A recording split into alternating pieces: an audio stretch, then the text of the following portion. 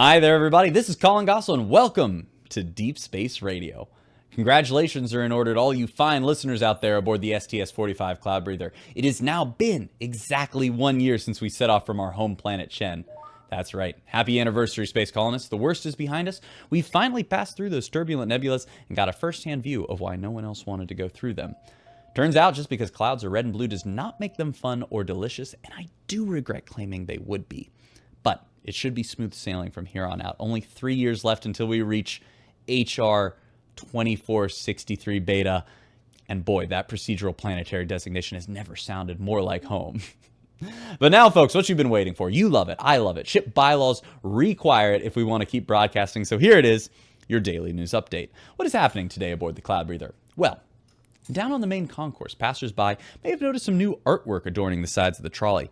These images, which seem to depict our head of security, Officer Maxwell, have taken a bit of artistic liberty in regards to his height, the kind of things he usually says, how much pants he usually wears out in public. Officer Maxwell, towering at 5'7", had this to say: "I know who is responsible for this libelous graffiti, and all of you kind citizens have my word they will be brought to justice." Hey, we believe in you, Officer Maxwell. Track down that adolescent. In happier news, a lamb was born aboard the agricultural deck last night. Now, healthy births are incredibly rare at near relativistic speeds, so exozoologist Carrie Castile described this as an absolute miracle. She says both mother and baby are in fine form, though the proud ram has been up all night trying to make the finances work. Welcome to the family, little lamb. And don't get too settled in this new house. A general reminder to all corporeal passengers from our computerized counterparts, please refrain from saving any personal files aboard the ship's dedicated SRT drives.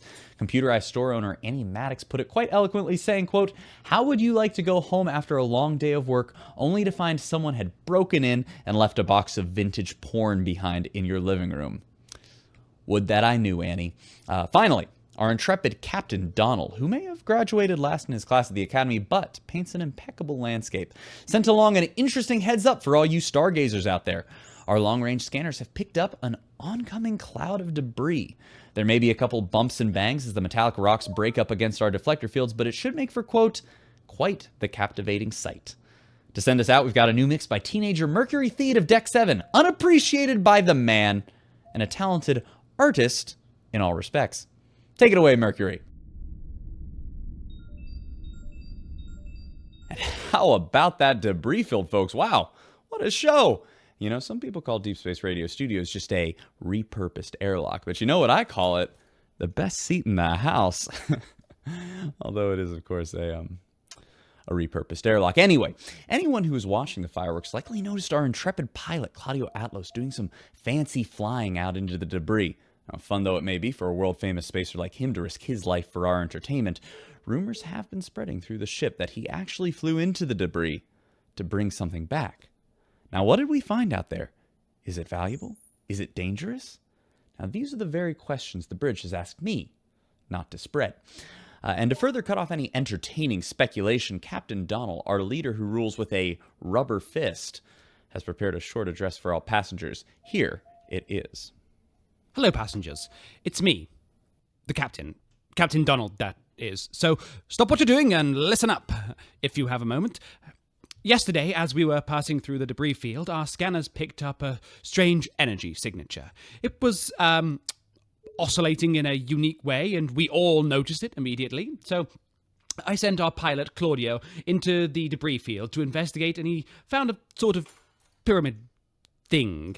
It's made of metal, about 6 feet tall and covered in interesting markings that I'm told are very, very interesting. So interesting, in fact, that we brought it on board to study further.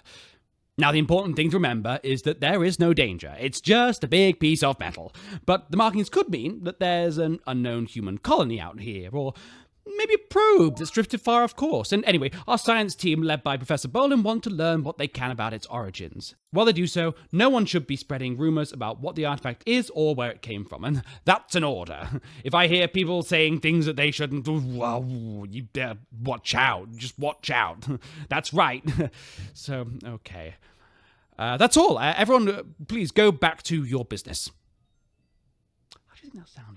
Was that official? Like, do I sound official? I had this, like, frog in my throat. Do you think people could hear? You know?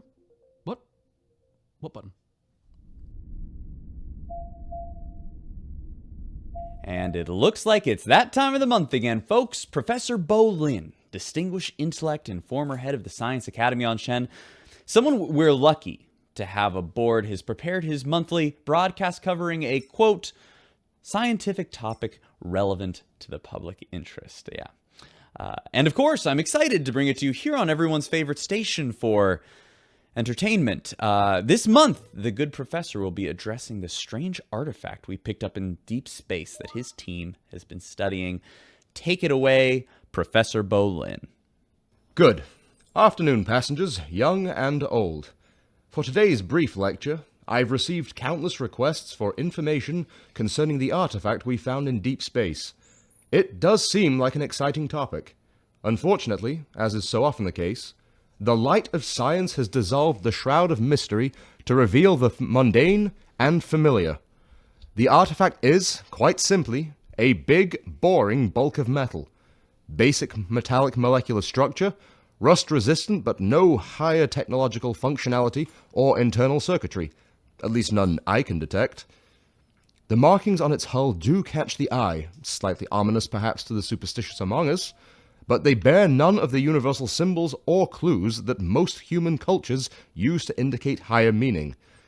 My early analysis is that this clump of metal is only slightly more interesting than the countless others we've picked up so far. It's important to remember that, although we're far from home, there's little out here more interesting than the so-called mysteries I studied on Chen. This piece of universe is no different than the last after all. Of course, questions about its origins could carry ephemeral strategic advantages. Are there nearby humans living beyond the gaze of the 42 colonies who constructed it? Could this even be the first evidence of extraterrestrial life? Perhaps an ancient spacefaring civilization long forgotten by cosmic history. Their ruins beaten into dust by the endless waves of cosmic radiation, but for this last metallic idol? Though the answers of these questions matter little to me personally, they may help our dear flustered captain as we navigate these uncharted waters. And so I will continue to investigate. This has been Professor Bo Lin. I will return again soon. Hey, thank you so much, Professor. That was just riveting stuff, as always. And while we're talking science, now seems as good a time as any to remind all listeners that it's time for our regular ship physicals with Dr. Lake, the youngest head physician in Chen history. She's recorded this little reminder for all of us. Here it is. Hi everyone, it's Dr. Lake. Hey listen, I know it's a huge bummer, right? But it's super important you come in for your regular physical as soon as you can. Some people I've been talking to have been saying they don't think it's a big deal, but here's the thing, it totally is. Neo-relativistic travel does weird things to people's bodies, and not in a good way. So I just have to keep an eye on you. I know a lot of you have never had a doctor like me before, but trust me, I'm going to have you all out there looking healthy and well-rested as quick as a flash. I'm winking now if you can't see. Hey everybody, this is Colin Gossel, and you're listening to Deep Space Radio. Now, as you all know, there's been a rash of breakdowns and malfunctions across the ship, heating and cooling issues, unresponsive systems in common areas, and every now and then the gravity turns off, which can be a bit inconvenient if you're cooking or cleaning or standing on the floor, little things like that. To address your concerns, Captain Donald held a small press conference today, accompanied by our powerful head engineer, Tasha Paulson. Here is a snippet of that press conference. Thank you all for being here. Now, I've received your complaints and wanted everyone to know that we're working tirelessly to make sure ship systems are fully operational. It's a massive priority, something I think about constantly, and an issue I'm sure will be resolved in no time at all. I have here with me our chief engineer, Tasha Paulson, who feels the same. Tasha? Yeah. Yes, here she is. Chief Paulson was living here on the ship, keeping it in working order years before the rest of us arrived, so she knows better than any of us what kind of upkeep it requires. So what would you say to the passengers asking about delays in repairs, Chief? I'll get to it. Yes. Well, yes. Well, any advice for said passengers on how to make do in the meantime? I'd remind them that this ship is not your house. It's a rundown miracle of engineering, and it should be treated as such. I see a lot of people mistreating the machinery. Oh, I'm sure they don't mean to. I see it. Being aggressive with the consoles, neglecting regular repairs, making excessive power draws during peak hours.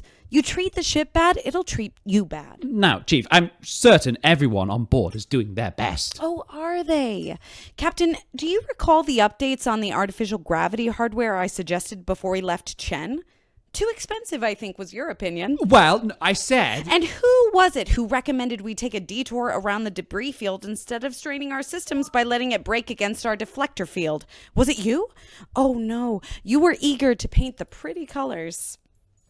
All right, Chief. I think you've made your point. Alive is the goal. Comfortable is a bonus. You all knew what you were signing up for. Folks, that is cool. And in other news about incredible ladies, Martha Criddle, the ship's singular octogenarian, today underwent her hip procedure in the infirmary and has already been released. Yay, Martha! We checked in on her, and she had this to say. So I got a little work done. Who hasn't? I just wish I'd have done it earlier. I'd have whooped those kids up and down the flyball court. And you know I would. Listeners, I have a real treat for you today. I've been getting calls left and right wanting to know more about the Cloud Breather's newest passenger, the baby lamb, born on the agricultural deck last week. Well, I was lucky enough to visit the deck and meet up with our resident exozoologist Kit Castile for an introduction to this pint-sized celebrity, as well as a look around the facilities. And of course, I recorded the whole thing. Take a listen. So, this is the animal handling facility. I call it the barn. Over here is where I keep my tools. I put them in order from most dirty to least dirty so that when you walk in, you can't smell the dirty ones all the way over there, and then when it's time to clean them, the dirty ones are right next to you. Are you sure this is the kind of thing people want to hear about? I mean, people are asking for it. And it's going out to the whole ship? Yeah. Jeez, I should have worn a better shirt. Okay, well, right over here is the sheep enclosure. They didn't sleep well last night. The ship must have been rocking. How can you tell? I mean, you can hear it. You can hear it. Oh, sure. Well, just listen to that. Bah, bah. I mean, that's how I'd sound if I didn't get my frosty winks. Anyway, and if you just give me a second, I can just pop over this and grab the little guy. Here he is. Oh, wow. Look at this fella. I've been calling him Cotton Ball. His favorite things are running around after drinking water and when I sing him little songs. He's a really smart guy, too. He even found the pocket where I hold the milk bottle, so now I gotta keep him out of reach in a special cabinet. and he's totally healthy, which is super rare for near relative speed births. But if anyone wants to meet him, just let me know, and you can come visit the barn whenever you like. You can tell them that. They can come visit the barn whenever they like. Well, you heard it here first, folks. Cotton Ball is waiting for your visit. Before that, however, I have an important announcement from Head of Security Officer Maxwell, who has caught the culprit responsible for the dastardly graffiti on the main concourse. Wow, what a catch. Here he is now. Yes, hello, fellow citizens. This is Officer Maxwell speaking. As we all know, vandalism, it's no laughing matter, especially when it depicts a hardworking member of the local community. I have someone here with me right now who would like to apologize for their recent actions. I ask that you hear them out. Come on. Yeah, go ahead. Hello, this is Mercury Theed. There's something very important I want to say to anyone who's willing to listen. This is very difficult. I've been taken hostage by an unhinged pervert. What? He's a madman, and he looks disgusting. Please, if you're listening, I need help. No, she is not being... Stop it. She is not being held hostage. Oh my god, he has a knife. I do not... Don't come Okay. closer. No, stop. All right. Okay, well, I think it's obvious you've learned your lesson. Thank you. It's important to respect public property. Please, anyone. The killer. It was Officer Maxwell. She's fine. He's touching his nipples right now. Okay, we're done. Yeah. Yeah, thank you. All right. Yep. Just out the way you came. Don't tag that. I'm seeing you do it. Stop spray painting. I'm watching you. Fine.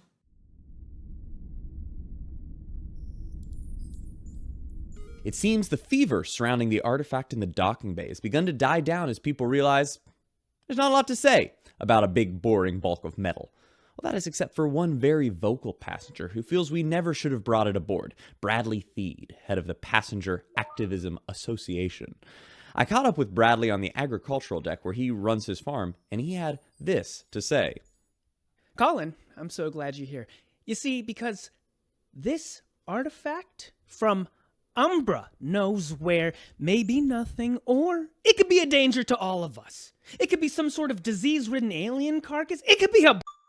Whatever it is will have consequences for the entire ship. And it was brought on board without consulting anyone in the PAA, without even thinking about how it might affect the regular passengers. Just trying to get from Chen to Beta. It's possible this thing could kill us all. Ugh, God, can you please just chill and be cool for like 1 second? Seriously, this is like the whole point of being out here. No. The point of being out here is to keep you alive. Well, that's too bad, because you make me want to die. Eagle-eared listeners may have, for just a moment, heard Bradley's daughter and friend of the show, Mercury Theed, in the background. Now, most passengers seem to share Mercury's ambivalence, including the man who brought the artifact back himself and risked his life to do it, pilot Claudio Atlos. I actually had the star himself in the studio with me earlier today. Take a listen to our conversation. How were you doing, Claudio? Fine, Colin. Just fine. Not much to do aboard a ship like this, is there? Well, not compared to the hotspots on Chen, I'll bet. But we try to make our own fun. Speaking of which, that was some impressive work dodging debris to go get that artifact. Oh, that? Yeah. I'd say that was about as much excitement as a lot of these guys have seen since they could watch me on their vid screens planetside. I mean, one false move, and it could have been over for you. Were you nervous at all? Psh, there's no time to be nervous. You just have to take it in, trust your instincts, and let the training take over. Honestly, I'm more likely to get hurt walking to the bathroom when they're flying through an asteroid field. And it's that kind of the charisma that turned you into a star back on Shen. Tell me, has it followed you at all here on the Cloud Breather? Well, it certainly hasn't hurt with the ladies, Colin. Come on, you know what I'm saying. Claudio, I wish I did. Anyway, last question before we say goodbye. Do you think anyone has anything to fear from the artifact? I mean, it just seems like another piece of debris. But if something goes wrong, don't worry. I can put it right back where I found it. In local weather, I think we can all feel that refreshing breeze in the air that signifies the temperature regulators have been fully repaired. And not only that, but the artificial gravity is in perfect order and malfunctions are at an all-time low since departure. I don't know how anyone could have ever doubted Chief Paulson, who had this to say on the improved state of the ship. Yeah, I told you we'd get to it. It's a surprising turnaround. I said I'd be happy. And I am. And that's not the only good news today, folks. The captain has received word from the ship's computerized workers that they've discovered a new route through space, which should save us several months of travel time. Now, the equations of near-relativistic travel are not easy to balance, but apparently the team has simply been firing on all cylinders after receiving the word. The captain had this to say. So, you've all heard the good news then? Right, this is really good. And I was the one who told the team to look into that. So obviously, they're the ones who did all the numbers and the hard work, and this is their thing. But I made the right choice by asking them to do it. And the ship's machinery has all been fixed up. Looks like someone knows what they're doing. I'm winking now. This is a wink. And I've got a special treat for you all today. With news buzzing around the ship that months have been chopped off our voyage to Beta, I decided to catch up with one of our most fascinating passengers, Annie Maddox, owner of the General Store and the only computerized individual on board not working in celestial navigation. I met with her in one of her usual haunts, Ruth's Bar, where the taps, which have been in a state of disarray since departure, miraculously now seem to be in perfect working order. Here is our chat. Annie, it's great to see you. Or see your avatar on the bar's display, I should say. You too, Colin. It's so nice of you to reach out. Well, I had to ask. A 3-month shortcut. How could that be possible? Okay, well, basically what I know is the closer you get to big things like stars and black holes, the harder it is to predict what that route will be, like into the future. It takes a bunch of energy to forecast, but apparently the computerized team was just feeling really good and managed to make some huge breakthroughs that charted a safe route through a couple danger zones or something. Honestly, you might have been better off talking to one of the navigators. They've trained their whole lives for this, even before their minds were uploaded. This is all brand new to me. Oh, really? So all the equations and computer stuff doesn't come naturally? Oh no, not all of it. Normally, potential computerization candidates are identified as children. It was just dumb luck that I happened to be compatible when I was diagnosed with Hyphax. 1 in 10,000, they said. Otherwise, I would have died right along with my body. Oh, wow. So you didn't really have a choice. I mean, what's it like, leaving the physical world behind? Take it easy, Colin. This isn't the interrogation booth. It's fine, Ruth. This is an interview. Then why is he drinking so fast? That cocktail took me 3 minutes to make. It should take at least 10 minutes to drink, pal. You want me listening to your show at 5 times speed? Enjoy the artistry. Jesus, Ruth. Sorry, she's my friend, but she thinks she's my mother. To answer your question, Colin, it's been really, really exciting. I was scared at first, but now there's this whole new world of possibilities in front of me to look forward to. Do you ever miss having a body? Please, what's to miss? Hello, Ruth. Pinot Noir, please. Hey, Lou. Anyone show up to the service today? I had a couple stroll through. I think they were on their way to the park, but they stayed for a song, which was nice. I suppose most would rather indulge their vices than contemplate the celestial future. Drink or waste an hour singing to nothing. Yeah, I think I'm with them on this one. Folks, that voice you're hearing is our resident father of the celestial direction, Lou Van Horn. How are you doing, Father?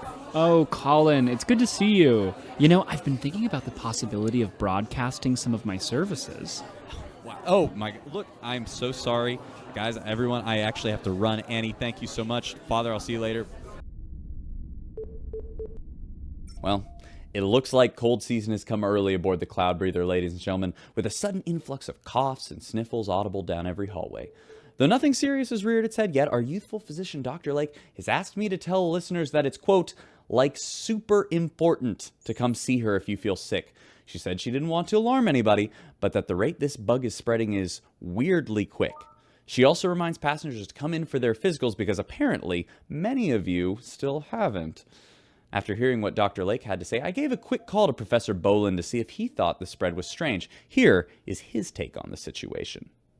Colin, your cautiousness is admirable, but I'm certain the steep curve can be easily explained by passengers failing to report their illness early on, perhaps hoping to avoid a visit to Dr. Lake.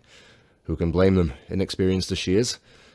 But more than a match for these sneezes and sniffles, I'm sure.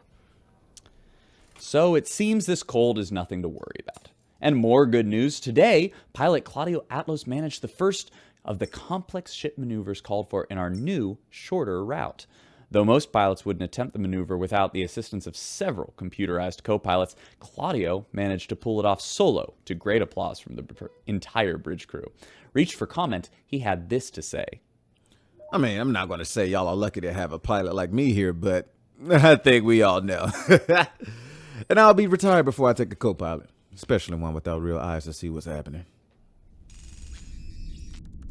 Hey there, everybody. I'm Colin Gossel, and this is Deep Space Radio.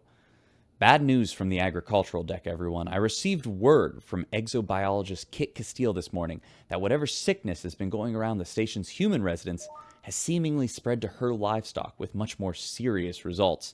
Here, she is to tell us what's going on. I mean, it's so strange. I go in this morning to feed the animals, like I always do right when the sun turns on, because you know how cranky they get if they're hungry. And they're all laying on their sides, breathing hard. They won't even get up for oats or cold milk. I even sang them a little song, and I rubbed their bellies. I mean, I tried everything. And when Dr. Lake arrived, Cotton Ball was not looking good. We had to take him to the infirmary. I know that's the safest thing to do, but I just wish he knew what was going on. I mean, he's only been alive for 2 weeks. He doesn't know why we're taking him away from his parents or why we're poking him with sharp needles. I just hope he knows we're trying to help him. With Cotton Ball taking ill, many passengers have begun calling on the captain to take some sort of action against whatever illness seems to be taking hold of the ship. Hopefully, whatever he's going to do, he does it soon. Now, this next song is a favorite of mine, and, oh, wait, just a minute now. I see here we actually have someone on the line with breaking news. Mercury Theed of Deck 7, welcome to Deep Space Radio. What's going on down there? Hey. Hi, Colin.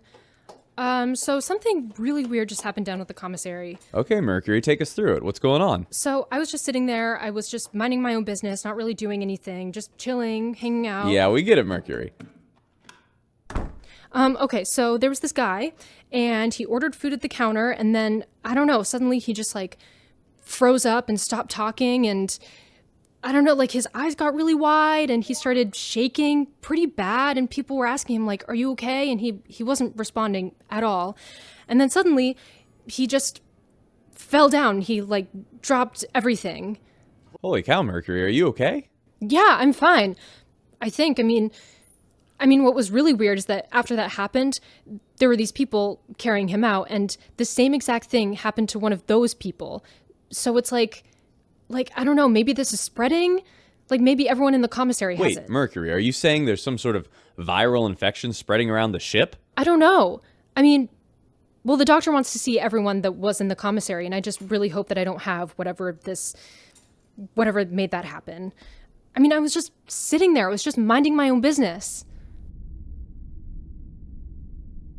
The mood has been tense aboard the Cloud Breathers. This unknown illness sweeps through passengers and livestock alike.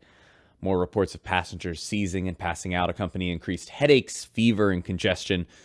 Meanwhile, the ship itself is in the best shape it's ever been.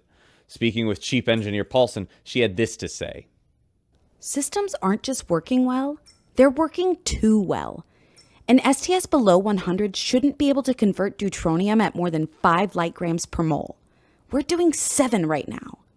If the captain had tried to do that a week ago, we'd all be dead. I wouldn't have put it past him, but it wasn't possible. Now it is. Speaking of, the captain has been hard to track down during this crisis, but a group of concerned passengers did manage to confront him as he was forced to travel from his quarters to the bridge. Here is what he had to say. Well, yes, of course. We're doing everything we can, and obviously this isn't the sort of thing that one expects, but I'm trained to improvise and adapt, and I am a licensed pilot, and so that's what I'm going to do.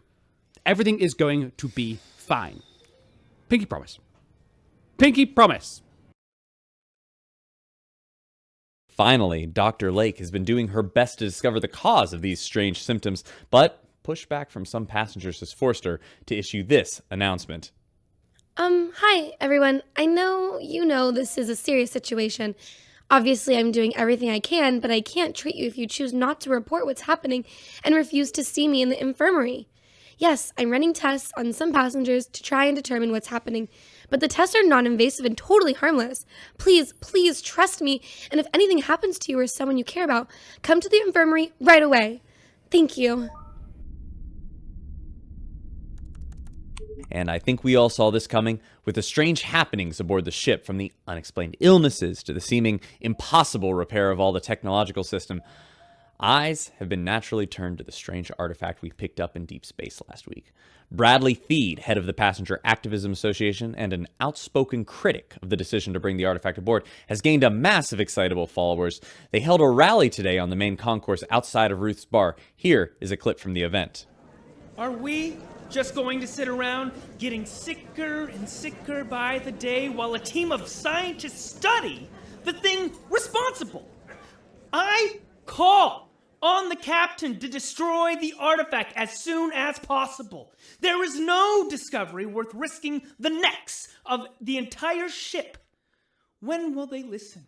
When will they care? When we start to... It's only a matter of time before it happens. Hey, Bradley, you ever want to drink in my bar again? You better cool it fast. I'm just looking out for all of our safety, Ruth. Sure, nothing's safer than a riot. Move it, people. You're blocking my entrance. We have a permit to be here. What was that? Okay, we can move down the road a little. Come on, everybody. Hello, everyone. This is Colin Gossel on Deep Space Radio, and today I have some news I'd rather not share. Yesterday afternoon, the heart rate monitors connected to a patient in sickbay started going off. Dr. Lake and Kit Castile responded instantly. The infirmary was cleared so they could do their work. It was an up-and-down battle for several hours as they managed to pull their patient in and out of consciousness, but finally, at 4 p.m. yesterday, our favorite newborn lamb, Cotton Ball, passed away due to the unknown ailment. Kit Castile was obviously devastated and couldn't be reached immediately for comment. She was seen back on the agricultural deck later, tending to her other sick animals with the assistance of Tasha Paulson, a rare appearance of the chief outside of engineering. When asked whether Cotton Ball's passing may be in some way connected to the artifact, Professor Bolin had this to say. As easy as it may be to ascribe this ailment to one new variable, there is nothing in modern science that would suggest this spreading illness is connected to a dormant hunk of metal. There's simply no evidence, even with all the fields of study I've covered. As sad as it is to say, the lamb's passing was more likely caused by an error on the part of the animal handler, perhaps a slip in quarantine protocols or contamination in their food or water. Responding to Professor Bolin's implication that her care may have led to the Kit Castile responded like this. Well, you know what? I know how to work with animals, and I've never seen Professor Bolin around here, you know? And I'll say it. I'm sorry about this, but that's really rude. Anyway, I'm sorry, but it's really rude. The Cloud Breather is in an absolute uproar, those of us who are still up and about. The Passenger Activism Association, led by Bradley Theed, is putting inescapable pressure on the captain to destroy the artifact. Any scientific discoveries it may yield be damned. Concern over the first casualty of the strange illness, the newborn lamb Cotton Ball, is universal. Other passengers are also... Wait, I'm receiving breaking news. Speak of the devil, it's an audio message from Professor Bolin himself, intended for the whole ship. Here it is now. Hello everyone, Professor Bolin here. I have some incredible eye-opening news. By studying the data collected by Dr. Lake, inexperienced as she may be, I've concluded that the artifact we picked up in deep space is somehow responsible for the strange happenings on board the ship. It's giving off and receiving no measurable signals, but there is a minuscule vibration happening at the quantum level. As the quantum vibration increases, so do the effects we see aboard the ship. It seems this pyramid of metal is acting as a kind of conduit, channeling the bioenergy of the ship's living creatures into nearby electrical systems, improving and repairing them in the process. This is, obviously, a massive discovery. My colleagues on Chen would be awestruck at what we found. The principles and purpose behind a technology such as this boggle the mind. Perhaps it was never meant to come into contact with life, and this is simply an unfortunate side effect. Perhaps it was left deliberately, a trap to weaken potential invaders into this territory. There's so much we don't know. It's a refreshing and exciting feeling. And yes, not ideal from a safety standpoint, but at the moment, I highly discourage the idea of destroying the artifact. We don't yet understand the nature of our connection to the object, or what could potentially be gained from studying it. We should not be severing our only potential link to understanding. We're going live now to the bridge where Captain Donald is about to make a big announcement concerning the artifact that has been siphoning our life energy. Here he is now. Oh, hello everyone. Captain Donald here. Now, obviously, it's been a wild few days with the news that the artifact is making us all sick, somehow. I've heard from Professor Bolin, Dr. Lake, and crowds of passengers demanding something be done. I'm your captain, and I'm supposed to do what you want me to do. If you're all frighteningly angry with me, I must be doing something wrong, and so I'm here to say very well. I'm ordering that the artifact be destroyed as soon as possible. I believe this will put an end to the illnesses and satisfy those among us who worry I don't have your best interests at heart. Thank you. What you're hearing right now is a live feed from the docking bay, where Professor Bolin, under the supervision of Captain Donald, is preparing to destroy the artifact that's siphoning our life force. The repairs it made to the ship really are fantastic, but sadly, we need to be alive to enjoy them.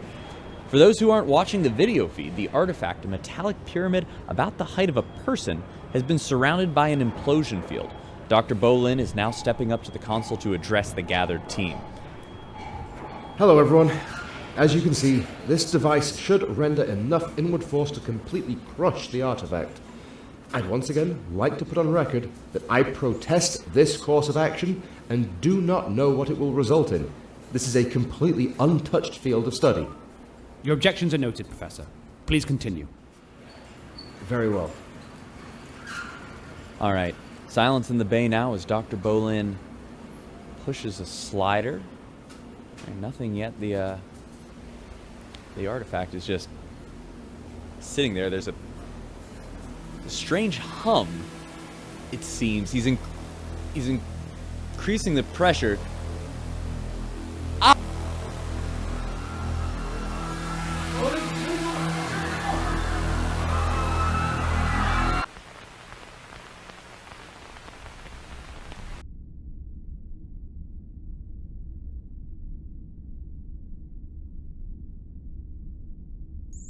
Hello, everyone. This is Colin Gosselin. We're back here at Deep Space Radio.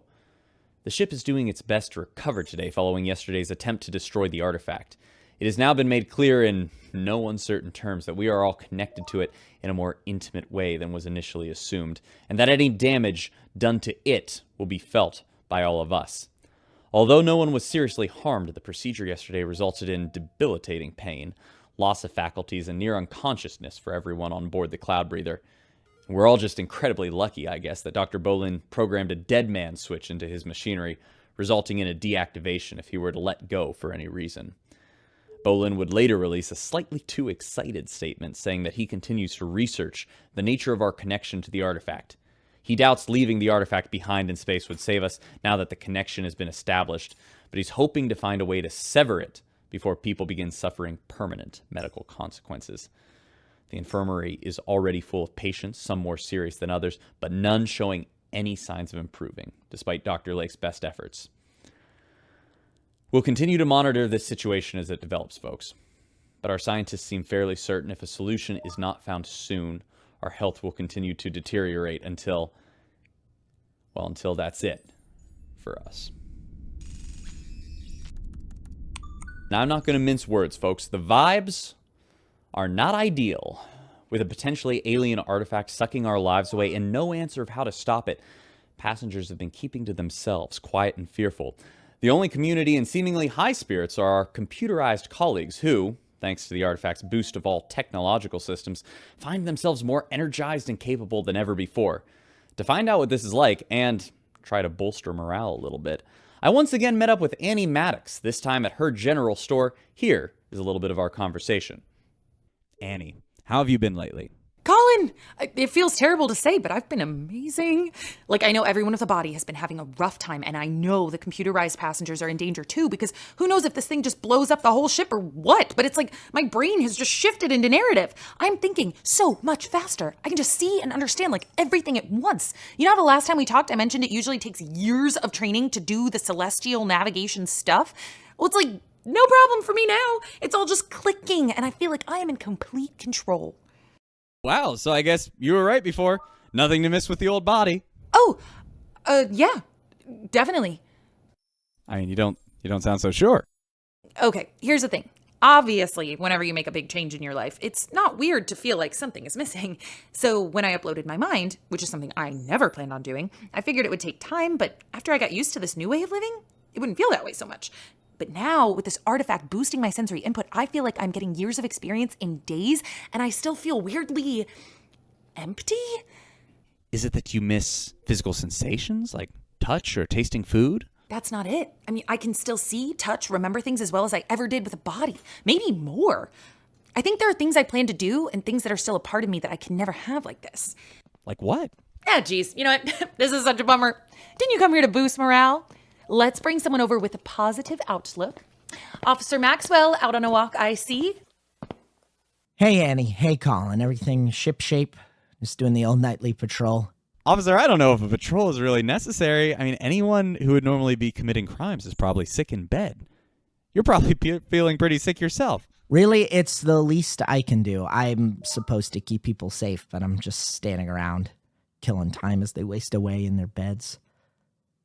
I should stopped all this when I had the chance. Harold, what are you talking about? I knew that thing was a security risk. I knew it. We didn't need to bring it on board, but the scientists, the senior staff, they were all so thrilled.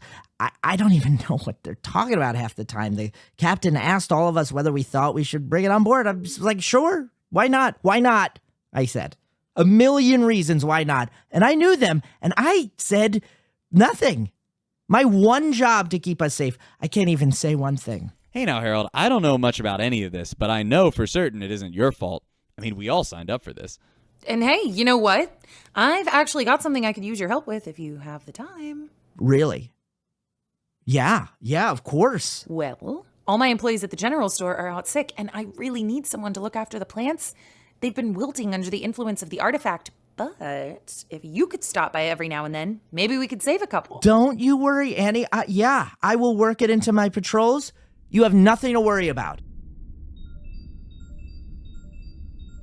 And the crisis continues, ladies and gentlemen. As illnesses get more serious and sick bay expands into nearby storage rooms, ship leadership has been seemingly unable to come up with a course of action to save us. With some effort, I was able to track down Captain Donnell in a shadowy corner of Ruth's bar and ask him some of the hard-hitting questions you've all been sending in. Here he is now. Oh, Colin! Yes, of course! I'd love to answer your questions. Please, come on, sit down with the captain. Thank you. So, Captain Donnell, I guess the biggest question everyone on the ship has is, what are you doing about the artifact? Colin, radio station host, what do you think I should do? Because I'll tell you what, they did not prepare you for situations like this. It's all flight plans and priority decision making, engine mechanics. I'll tell you, I wasn't even the best at those things. Yes, I know, sir. You know, the whole family expected me to be a captain. They said, go with the cloud breather. Not even you could screw that up. Well, yes, I proved them wrong. Captain, listen, you're not doing that bad. I know how captain's supposed to be, Colin. Colin, they're supposed to be strong and confident and decisive and military. Like Claudia over there. You see him? You see how people love him? They wish I was like that. Twisted around and boom, gone. Hey, how about another drink for the star, huh? You all believe I'm here? Crazy, right? All the things I've done, all the spots I've gotten out of, and I might here. This rickety old secondhand boring colony ship with a bunch of panicky small towners never been off planet in their lives. What the was I thinking? Hey, bartender, what about that drink? You're cut off. Oh, hey, you may not know who I am. Oh, everyone knows exactly who you are. You're our patronizing, arrogant, skirt-chasing, loudmouth, good-for-nothing pilot who hates the fact he might alongside a bunch of lowly regulars. Well, guess what, Star? You're cut off. Fine. Hole anyway. I don't know, Captain. I think I'd rather be you right now. They have more in common than they realize. Probably be friends before long. I really don't think so. Reminds me of something I wrote once. 2 souls hardened, piercing glass, return what they receive. All right, Captain, you're waxing poetic again. I think you've had enough. Return what they receive. Huh. Pardon me, I have to check something.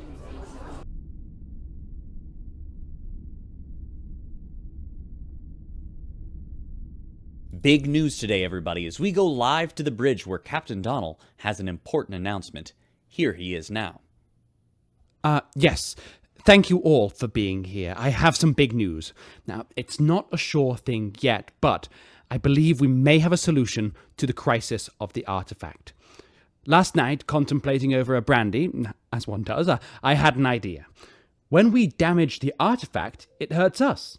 Perhaps if we inflict suffering on ourselves, it will feed back into the artifact. Stay with me. I spoke with Professor Bolin and Dr. Lake this morning, and they believe that this may be a viable solution. I've brought them in to explain in more detail. Yes, as surprising as it feels to say, I think the science may support Captain Donnell's theory. Though the connection itself defies understanding, initial tests do suggest it works in both directions. And, Not unlike the way seafaring predators suffer from mercury poisoning after collecting many non-lethal doses from their prey, it may be possible to deal the artifact serious harm without suffering any casualties. Though I will not mince words, it will be unpleasant. Dr. Lake?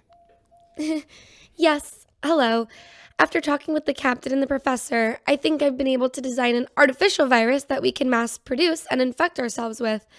I've also designed an antivirus that will cure us almost instantly, but like Professor Boylan said, this isn't like a fake illness. It's real.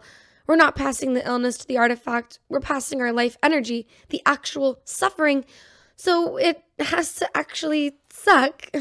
Look, I know this is more than any of you signed up for, and I can't order anyone to infect themselves if they don't want to, but this seems like the only way. This is our best bet to beat the artifact and survive. Inoculations will begin in sickbay immediately. I hope you all choose to be there. Thank you. As the situation continues to worsen aboard the Cloud Breather, I visited the infirmary earlier today to check in on the distribution of artificial viruses. Here's what happened. Hey there, everyone. I went earlier today to the infirmary, where Dr. Lake has been available all day to infect passengers with her artificial virus. Sadly, however, I would describe the amount of people arriving for the procedure as a trickle. Dr. Lake is here with me now. With her comments on the situation, go ahead, Dr. Lake. This is very bad. If not enough people choose to receive the virus, then we may not be able to destroy the artifact, and everyone who does get infected will have suffered for nothing. I mean, where could everyone be? It seems obvious, right? They don't trust me. They wouldn't show up for their physicals. They wouldn't come to me even if they were getting sick. Why would they show up now when I say I'm going to make them suffer? Now what are we going to do? Hey, wait a minute. Do you hear that? Yeah, what is it? I mean, it sounds like a crowd. They've just rounded the bend. It's a huge group of people. They're being led by Bradley Theed, head of the Passenger Activism Association. It looks like they're walking towards the infirmary. Dr. Lake! Dr. Lake! Is it too late to receive the inoculations, Doctor? No, of course not. I just didn't think so many of you would be coming. Well, I had to say a couple of things to whip people into gear. But it seems like you're looking out for us, so I'll look out for you. Where do I sit? Right this way. Among the crowd, I see two familiar faces, exozoologist Kit Castile and head engineer Tasha Paulson. Kit, how do you feel about receiving the virus? Look, I just don't want to lose anyone else. Move, now. Of course. And here's another cool lady, teenager Mercury Theed of Deck 7. Mercury, were you surprised to see your dad lead this whole crowd to the infirmary? All right, he doesn't make me want to die. He's still not cool. But that's pretty cool. All right, folks, it looks like that's all for now. Colin, it's your turn. Shit. Hi, everyone. I'm Colin Gossel, and this is Deep Space Radio. Well, for better or worse, the plan is in progress, folks. With 94% of the Cloud Breather receiving an inoculation with the artificial virus, unpleasant symptoms are already in full swing across the ship. I can personally attest to a scratchy throat, congestion, and bouts of nausea. And Dr. Lake says the virus is designed to get worse, not better. As the ship hunkers down and prepares for a war of attrition with the artifact, I caught up with the doctor herself in the infirmary and found her uncharacteristically reserved. Here's a small snippet of our conversation. You must be proud, Doctor. A 94% inoculation rate is a spectacular show of faith in your abilities from the ship. It totally is, right? And, I thought I was ready for it, but this is just really different from what I thought. Here's the thing. When I was being certified at the university, I aced all of my tests, but some of the teachers refused to pass me because they said I didn't have the proper demeanor for a physician. Some random dean had to push my certification through. Maybe they shouldn't have. What do you mean? Well, I'm supposed to be a doctor. I took an oath to do no harm, but here I am, creating viruses and making people sick on purpose. I'm throwing together random treatments to slow down an illness I don't understand at all. And I didn't expect any of it. Didn't see it coming. Maybe I am in over my head. As the artificial virus continues to worsen with no noticeable effect on the artifact so far, the vibe among passengers has been quiet, fearful, and sickly. On the main concourse, Lou Van Horn held his daily worship service, normally attended by less than a handful. Today, he addressed a crowd of over 100. Here's a snippet from the sermon. We must all remember that our sense of self is but a shield from the harsh truth of our seemingly minuscule part in the cosmos. But in the celestial direction, no part is insignificant. Each role is essential to the never-ending. And after this brief, chaotic life, we will all return to the calm order of the cosmos. One passenger who's less than thrilled by the idea of returning to the celestial order is the belle of the cloud breather, octogenarian Martha Criddle. Despite her age and recent operation, Martha shocked many by choosing to become infected with the artificial virus along with many of us. When asked about her choice, she had this to say. What? You think I came along on this ride to sit in the back and let the young people do all the dangerous stuff? I knew what I was signing up for, Colin, and it was not to be carried along while others hurt on my behalf. Martha, the virus could have even worse effects on a woman your age. First off, the next time you say a woman your age to me, I will hit you. I swear I will. Second, a woman my age has had plenty of time. Better use what I have left to help. Hi guys, this is Colin Gossel, and this is Deep Space Radio. Everyone feels like the entire ship is running a fever with prolonged nausea and bouts of dizziness. Dr. Lake advises all but the most essential workers stay in bed and hydrate.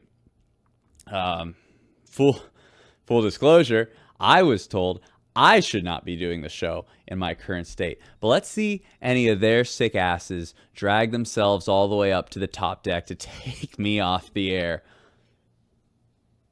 The good news, I guess, is that the cloud breather itself has never been better. By any measurable statistic, it is now the fastest, most efficient colony ship in human history. If we weren't all dying, some estimates believe we'd arrive at Beta a full year ahead of schedule. When asked about the state of her beloved starship, Chief Engineer Tasha Paulson had this to say. Don't make me say it, okay? Say what? I'd rather the ship was falling apart again, okay? Are you happy? Yeah, Chief, super happy, super happy. And with the ship's corporeal passengers out for the count, it's a good thing our computerized colleagues are reaching superhuman levels of processing power to pick up the slack. In fact, they are now moving so quickly they've retreated into their own business. They've left messages so that we know what's going on, but no one has actually spoken with any of them, even General Store owner Annie Maddox. Certainly none of the navigators for several days. The compounding effect of both the artifact and the manufactured virus have begun to take a serious toll on passengers with weaker immune systems. Many young and elderly patients are now being consigned to sickbay indefinitely. And yet, through all this suffering, there's been no change to the artifact. Is it possible this plan was never going to work? Are we killing ourselves for no reason at all? A few questions to mull over as I play this next song. Exciting news, everyone, if any of you can summon the energy to celebrate it. A tiny crack appeared today in the corner of the artifact. Of course, it's unclear whether the crack was, in fact, caused by our efforts. Meanwhile, there's hardly a passenger left able to move about and do their work, and dozens are in serious condition, monitored nonstop in the infirmary. Bradley Theed today approached the captain, voicing the question on all of our minds. Will people start to die before we manage to destroy the artifact? Captain Donnell issued a statement in response. I understand how you all feel, and I feel it too, but we can't stop now. I must see this through.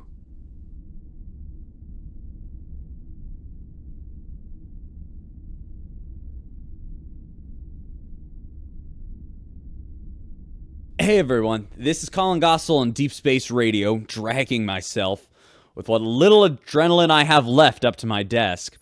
I've heard the cracks in the artifact have started to widen at a visible rate, and I'm now booting up my vid systems to see. Yes, it's true. What remains of the science team is observing as the artifact begins to crumble. I can even see it here on the console. Something's happening. It's like a strange feedback loop in the air. The science team is falling to its knees, but there's nothing we can do now. Fred, it's 4 feet off the ground now and beginning to rotate. There's light. The lights are flickering. I'm beginning to suspect something is happening. I can barely see it now. I can't.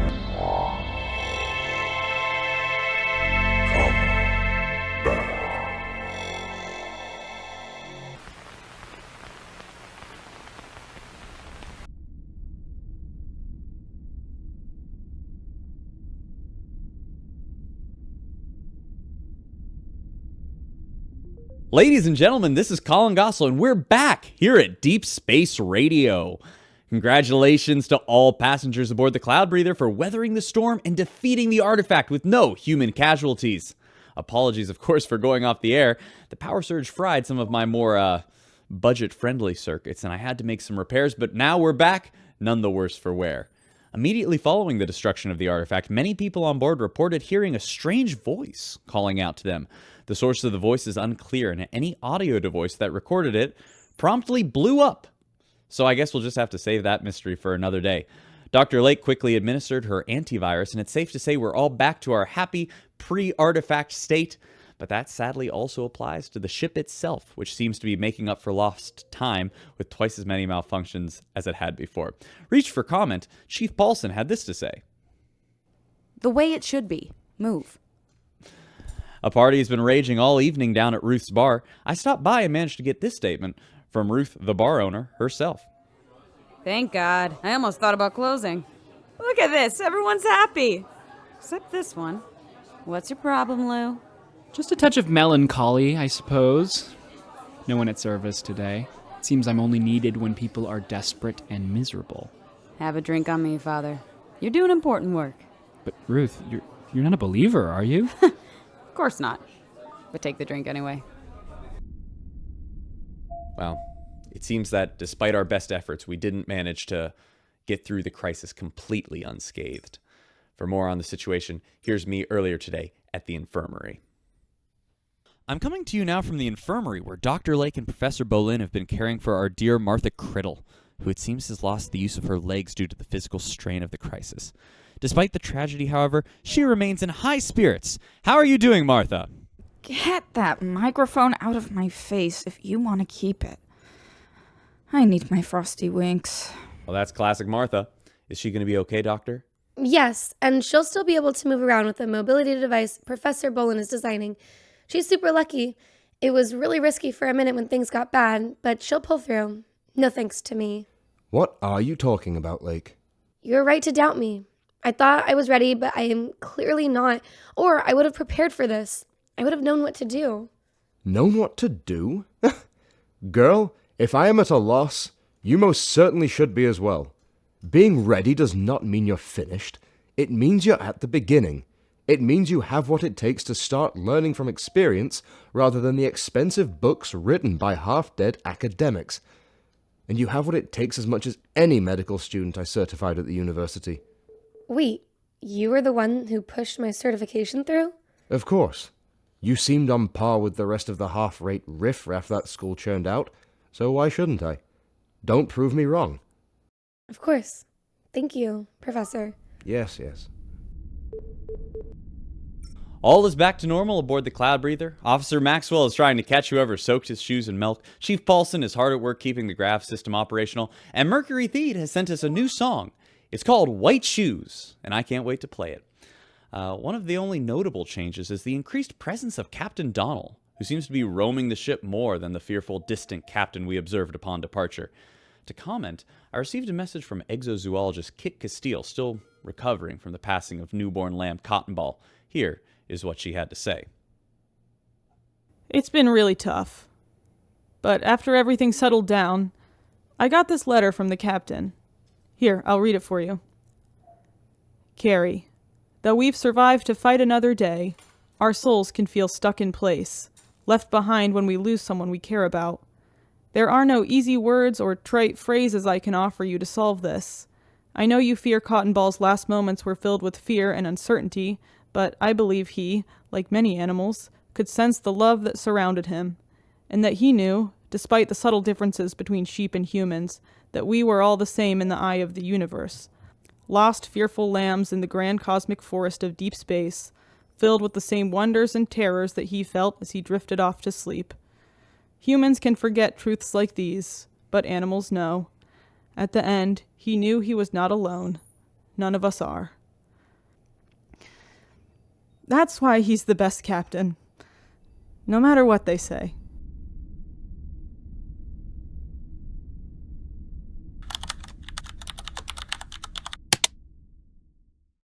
Annie! Good, you're back. Harold, what are you doing here? And why are you wearing that big hat? What do you mean? I'm taking care of the plants like you asked. Holy cow, they look incredible. Did they all make it? We actually lost a rose bush. Sorry. Harold, you don't need to be sorry. This is amazing. You must have been tending to them constantly. No, it was fine. It was really nice, actually. Just me and the plants. But where have you been? I expected to see you back as soon as the artifact was destroyed. Well, it's a little hard to explain, but I was working on something. What? Okay, if I tell you, it has to be a secret, okay? You can't tell anyone. Yeah, I guess. Okay, good. One sec. Officer Maxwell, I'd like you to meet my daughter. Your what?